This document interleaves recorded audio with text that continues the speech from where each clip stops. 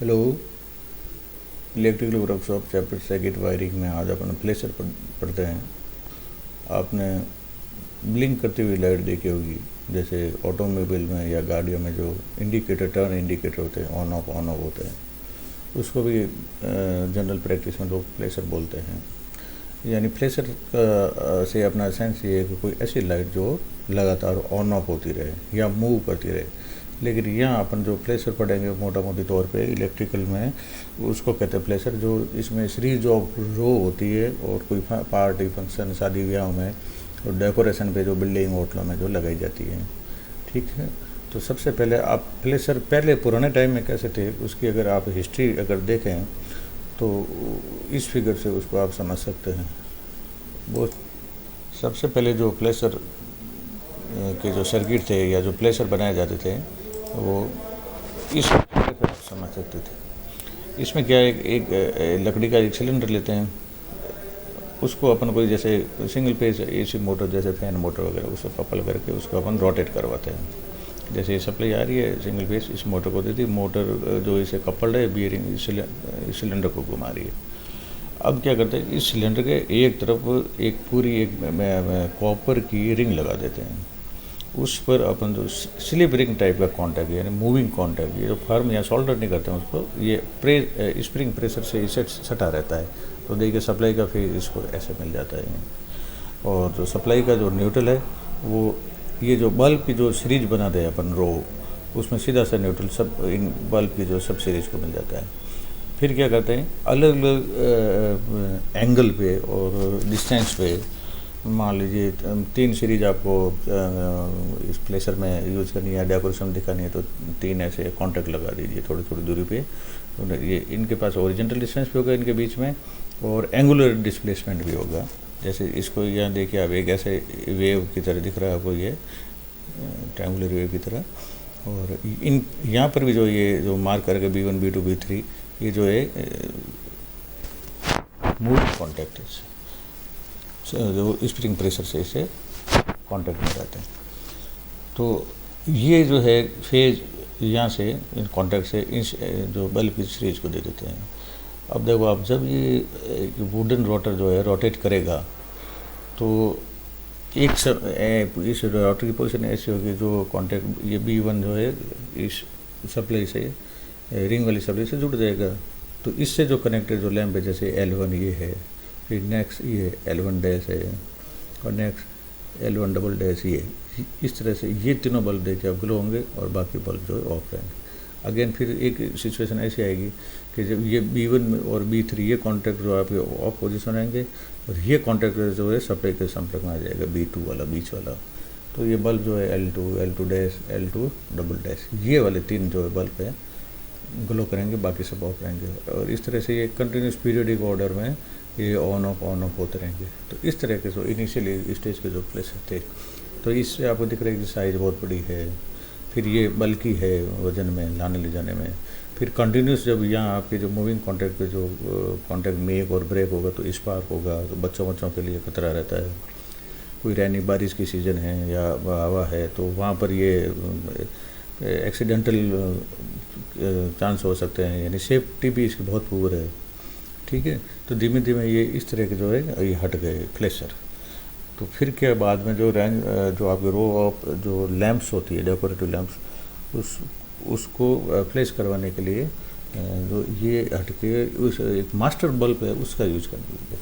Master bulb में क्या होता है कि एक ऑर्डिनरी बल्ब जैसे ही होता है, लेकिन उसमें फिलामेंट के सीरीज में जो एक बाई मेटेलिक कॉन्टैक्ट्स रहते हैं। तो क्या उसमें क्या सर्टेन टाइम बाद में जो बल्ब वो ग्लो होगा उसको सप्लाई मिलेगी, तो मेटेलिक जो है स्ट्रिप उसके अंदर से करंट होकर फ्लो होकर जाएगा और बल्ब फ्लो होगा।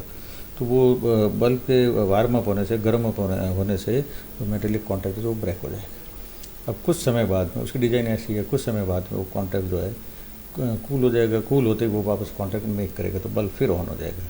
तो इस तरह से आप देखिए वो बल्ब लगातार ऑन ऑफ होता रहेगा।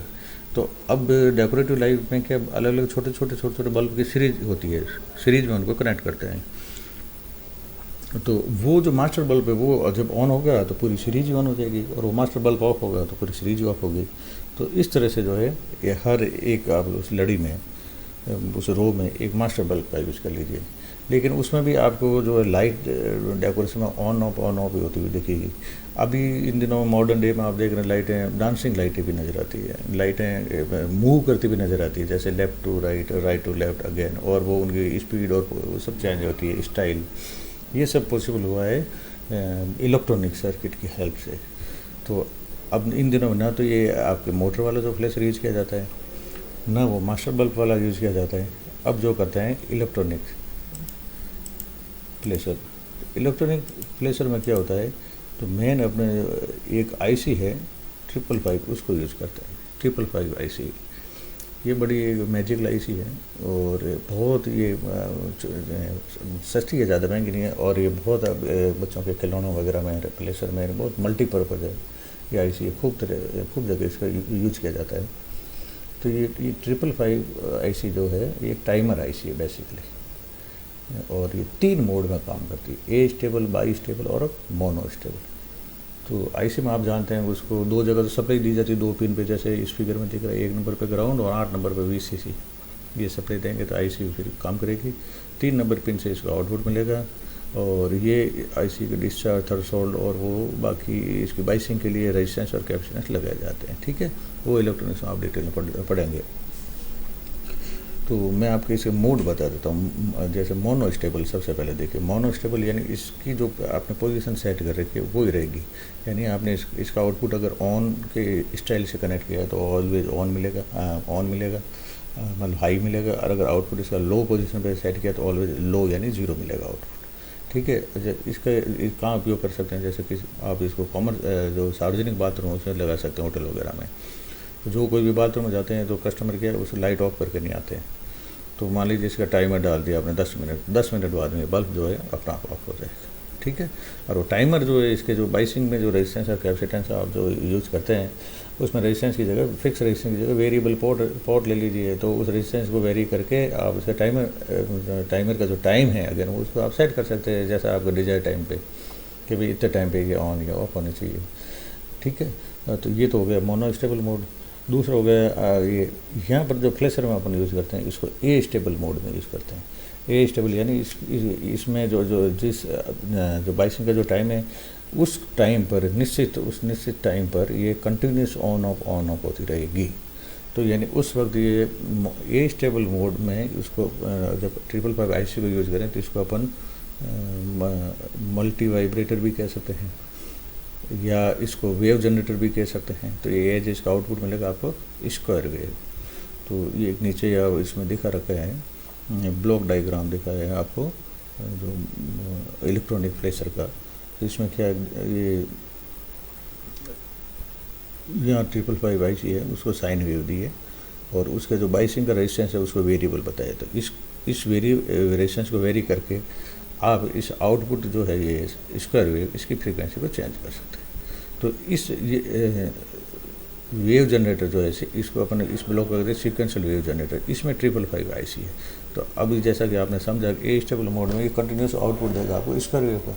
इस स्क्वायर वेव को आप दे दीजिए डिकेड काउंटर को। डिकेड काउंटर डिजिटल इलेक्ट्रॉनिक्स में आपने पढ़ा है या पढ़ेंगे, उसमें ये क्या करता है, इस इन पल्सेज को, स्क्वायर जो ये पल्स आएगी स्क्वायर वेव की, इन पल्सेज को काउंट करता रहता है। और इसके डिकेड काउंटर में जैसे मान लीजिए 10 आउटपुट है, तो ये जैसे 10 पल्स आई तो ये इसका जो आउटपुट हाई हो जाएगा, फिर 20 आई तो सेकंड का हाई हो जाएगा। इस तरह से ये आउटपुट इसके मिलते रहते हैं। ये आउटपुट को आप जैसे डायरेक्ट या ट्राइक उनको देके, और फिर अपने आप इस जब ये आउटपुट हाई मिलेगा तो ये आपका ये जो है ये ऑन कंडीशन में हो जाएगा, और ये आउटपुट जब लो हो जाएगा तो ये आपके ऑफ कंडीशन में हो जाएगा।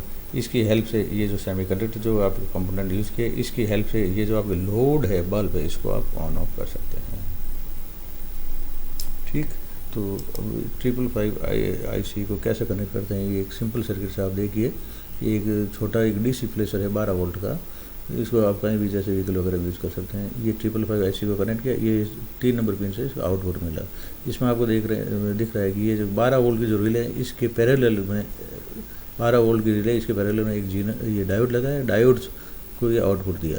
तो अभी देखिए जब ये लो होगा आउटपुट यानी 0 होगा तो डायोड होगा आपका रिवर्स बाइस में, और उस वक्त ये ओपन रहेगा तो रिले को सप्लाई मिलेगी 12 वोल्ट, उस वक्त ये रिले और ऑन कंडीशन में रहेगी, और ये आपका जो है लोड या जो बल्ब है और अन्य जो भी है ये आपका बचता रहेगा या ग्लो रहेगा बल्ब। और जो ही इसका आउटपुट हाई होगा तो ये हो जाएगा आपका फॉरवर्ड वाइस, तो ये आपकी रिले को शॉर्ट कर देगा, तो ये आपकी कंडीशन इसकी ऑन की जगह ऑफ हो जाएगी।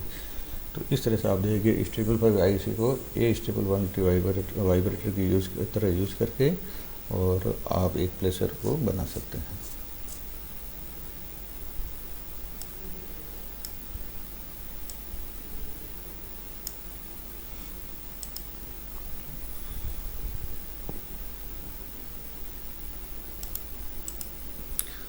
तो शुरू के जो वुडन वाटर वाला जो प्लेसर पड़ा है उसके अगर डिसएडवांटेज अगर अपने लिस्ट आउट करें तो सबसे बड़ा उसका डिसएडवांटेज है कि चूँकि वो मोटर ड्रिवन है तो मोटर जो है काफ़ी पावर लेती है आपके करीब यहाँ 100 वाट, तो उसमें पावर कंजप्शन बढ़ता ही है। दूसरा उसमें जो रो है लैंप की उनका जो सीक्वेंस जो है आप ना तो बढ़ा सकते हैं ना घटा सकते हैं। रो की एक बार जो कितनी देर तक वो ऑन रहेगी और वो पूरी रो कितनी देर ऑफ रहेगी वो उस पर निर्भर करेगा। जो आप उस वुडन रोटर पे जो कॉन्टैक्ट लगाएंगे मेटेलिक कॉन्टैक्ट उसकी चौड़ाई पे लंबाई पे निर्भर करेंगे। वो एक बार आपने फिक्स कर दिया तो वो बार बार चेंज नहीं किया जा सकते, इसलिए उसमें भी आपके पास फ्लेक्सिबिलिटी नहीं है, आप उसको चेंज नहीं कर पाएंगे, वेरिएशन नहीं कर पाएंगे। जैसा कि अभी आपने देखा 555 में आप पोर्ट को चेंज करके उसका टाइमिंग को स्क्वायर वेव जो जनरेट हो रही थी और उसका जो विड्थ आप या जो फ्रीक्वेंसी बदल सकते हैं आराम से। तो इस तरह से जो डेकोरेटिव लाइट्स है उसका ऑन टाइम ऑफ टाइम आपके पास मतलब आराम से स्मूथली कंट्रोल कर सकते हो किसी भी समय, वो फैसिलिटी इसमें नहीं है। दूसरा ये जो प्लेसर बहुत ही बल्कि है और सेफ भी नहीं है।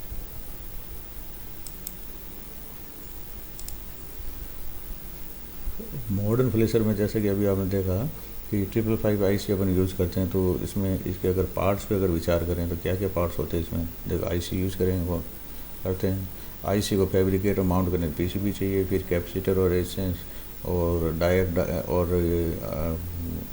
ट्राइक वगैरह चाहिए, ट्रांजिस्टर चाहिए। डायोड ट्राइक और ट्रांजिस्टर तो पावर सर्किट में चाहिए, और रेजिस्टेंस और कैपेसिटेंस उसको आपको IC को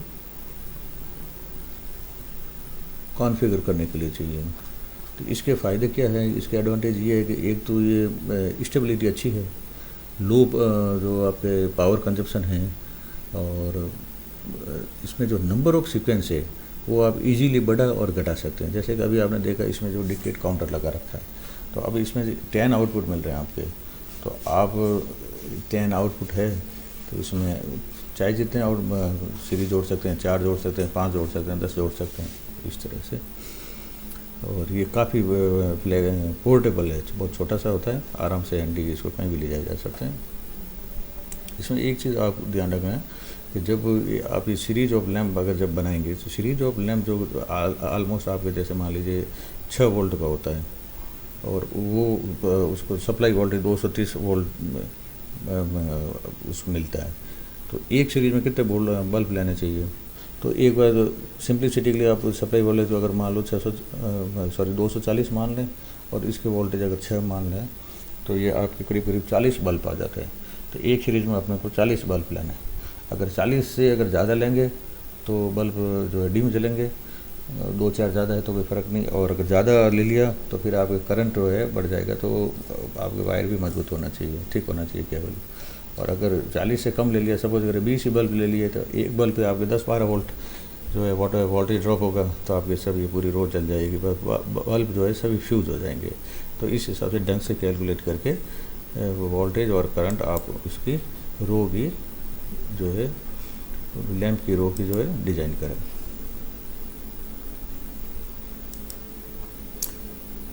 अब चैप्टर फर्स्ट में वायर जॉइंट अपने को बनना है। वायर जॉइंट देखिए, जब भी अपन को डिस्ट्रीब्यूशन नेटवर्क खींचें तो वायर को जॉइंट करना पड़ता है,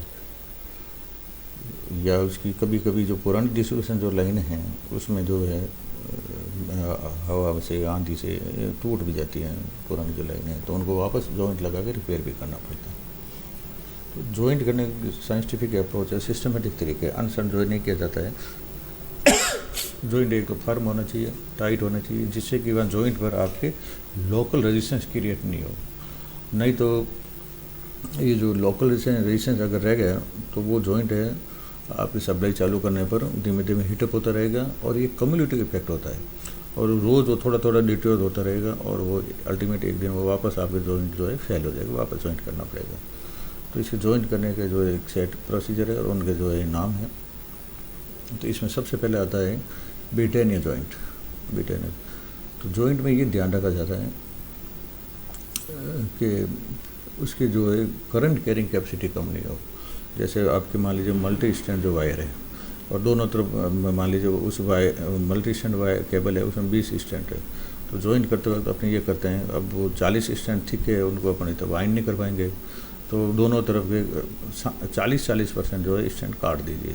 20 है तो 20 में से आप 12 स्टैंड दोनों तरफ कर लीजिए। अब आपके पास टोटल ये हो गए 24 स्टैंड दोनों एंड के मिला के। फिर उनको एक दूसरे पर अपोजिट डायरेक्शन में उस तरह से लपेटा जाता है टाइट और जॉइंट बनाया जाता है। और अगर केबल वगैरह है तो उसको फिर सोल्डरिंग से उसको स्ट्रेंथ भी दी जाती है और उसका लोकल रेजिस्टेंस कम किया जाता है, जिससे मजबूत हो जाए और फर्म जोड़ हो जाए। क्योंकि केबल को वापस आप उसमें ज़मीन में भी दबाते हैं तो बार बार निकाला नहीं जा सकता उसको। तो इसमें सबसे पहले आप देखिए ब्रिटेनिया जॉइंट कैसे करते हैं। ब्रिटेनिया जॉइंट में ये 3 स्टेज में ये फिगर बताएं। जैसे ये एक वायर का एंड है, ये दूसरा वायर का, तो देखिए दोनों वायर के एंड को थोड़ा थोड़ा आप बैंड करके एकदम सटा के पास में रख दीजिए। फिर एक दूसरा जो टाई वायर जिसको बोलते हैं, इन वायर कैसे नहीं, उन टाई वायर की हेल्प से इनको टाइट जो है बांध दिया जाता है।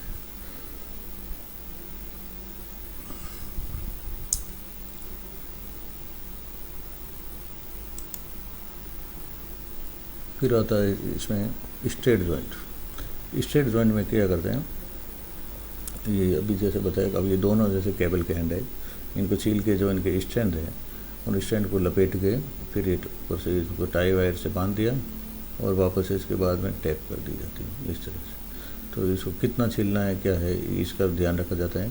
करीब मान लीजिए आप कम से कम 1 इंच आप छील लीजिए। वो उससे निर्भर करके जो केबल की थिकनेस बढ़ती जाती है, क्रॉस सेक्शन एरिया बढ़ जाता है, तो उसको जो है छीलने का जो है लेंथ है वो बढ़ानी पड़ती है। तो ये दोनों जो ब्रिटेनिया और स्ट्रेट जॉइंट, ये जो सीधे जोड़ में ये काम आता है। कभी कभी अपने को टी जॉइंट भी बनाना पड़ता है, यानी एक जो कोई कंडक्टर जा रहा है वहाँ से कोई टैप करके वायर को दूसरी जगह भी आपको सप्लाई पहुँचानी होती है, तो वहाँ पर अपन जो जॉइंट लगाना पड़ेगा उसको छिल के उसको अपन कहते हैं टी जॉइंट। तो टी जॉइंट मान लीजिए जैसे कि आपकी एक सिंगल वायर जा रहा है ये वाला हॉरिजॉन्टल, और आपको कोई नीचे डाउनवर्ड्स कोई एक किसी पॉइंट पर सप्लाई पहुँचानी है, तो टी जॉइंट कैसे लगेगा। सबसे पहले इस केबल को छीला जाएगा जो सीधी वाली है, और जो जिस केबल को जोड़ना है उसको भी छीला जाएगा। उसको छील के जो इसके जो स्ट्रेंथ है वो एक तक पूरे आपने इस तरह से टाइट लपेट दें। और ये जो है जो जैसे मान लीजिए इसमें 100 कर रखा है आपका फिगर में, जो लेंथ है 2 इंच तक इसको छील के इस तरह से लपेट के फिर आप उसको सोल्डरिंग कर दीजिए। इस तरह से इसका ये आपका टी जॉइंट प्रिपेयर हो जाएगा। लास्ट है जैसे आपके western union joint. Western union joint जो है थिक केबल में बनाया जाता है। तो जैसे ये आपके 2 वायर है, इनको जोड़ना है, तो आप देखिए इस तरह से पहले छील के इनको क्रॉस में रख देते हैं, फिर एक दूसरे के अपोजिट साइड में उसको लपेटते रहते हैं। जैसे लेफ़्ट का वायर है उसको राइट पे लपेटिए, राइट का वायर है उसको लेफ़्ट पे लपेटिए। तो इस तरह से उस वायर बनाने के बाद में आपको दिखेगा इस तरह से का फिगर दिखेगा। फिर आता मैरिड जॉइंट। मैरिड जॉइंट जो है मल्टी स्टैंड वायर में किया जाता है। इससे पहले वाले जो आपने ये जो 4 जॉइंट पढ़े ये जो है मल्टी स्टैंड में नहीं किए जाते, ये सिंगल कोर में पढ़े थे। अब अगर केबल मल्टी स्टैंड है जिसमें मान लीजिए एक से ज़्यादा स्टैंड, जैसे 3 20 है, 3 22 है, इस तरह की मल्टी स्टैंड है और भी ज़्यादा स्टैंड है, तो उस जो है उन वायर में जो जोड़ जो बनाया जाता है वो मैरिड जॉइंट होता है। तो जैसे अभी बताया आपको ये केबल दिख रही है 3 20 की, मान लीजिए केबल है 3 22 की, जो इसमें 3 स्टैंड है। तो इनको जोड़ने के लिए, जॉइंट बनाने के लिए पहले इनको छील लिए प्रॉपर लेंथ तक, छील के फिर इनके स्टैंड एक दूसरे के आपस में फंसा लीजिए, फिर इनके अपोजिट साइड में इनको आप ट्विस्ट कर दीजिए। तो जैसे राइट वाले वायर का लेफ्ट साइड में ट्विस्ट करना है, लेफ्ट वाले वायर का तो राइट साइड में ट्विस्ट करना है। और आफ्टर जॉइंट या आपको जैसे नीचे फिगर में दिख रहा है इस तरह से नजर आए। तो हमेशा वायर को साइंटिफिक तरीके से जोड़ें वायरिंग में, जिससे वायरिंग कभी फेल नहीं होगी, जॉइंट कभी फेल नहीं होगा, लोकल रेजिस्टेंस क्रिएट नहीं होगा, वो हीट अप नहीं होगा। और वायरिंग के बाद में आप उसको ढंग से उसको इंसुलेशन टैप करें। बड़ा वायर है, केबल है, तो उसको सोल्डरिंग करें। जैसे इस फिगर को देखें आप, इसमें देखिए 2 मल्टी स्टैंड जो है कॉपर वायर को कनेक्ट किया गया है। तो जो ले मैन है वो जॉइंट इस तरह से लगा देता है, जबकि सही साइंटिफिक तरीका है, टेक्निकल है तरीका, ये इसको इस तरह से यूज किया जाए। इसमें क्या है कि देखिए राइट साइड के जो है स्टैंड वो पूरे लेफ्ट साइड में लपेट रहे हैं, लेफ्ट वाले राइट साइड में लपेट रहे हैं, फिर इसको टैप किया जाता है। तो नीचे वाला जो है इसको टिक कर रखा है राइट, ये सही तरीका है वायर जॉइंट का। ऊपर वाला जो इसका है गलत तरीका।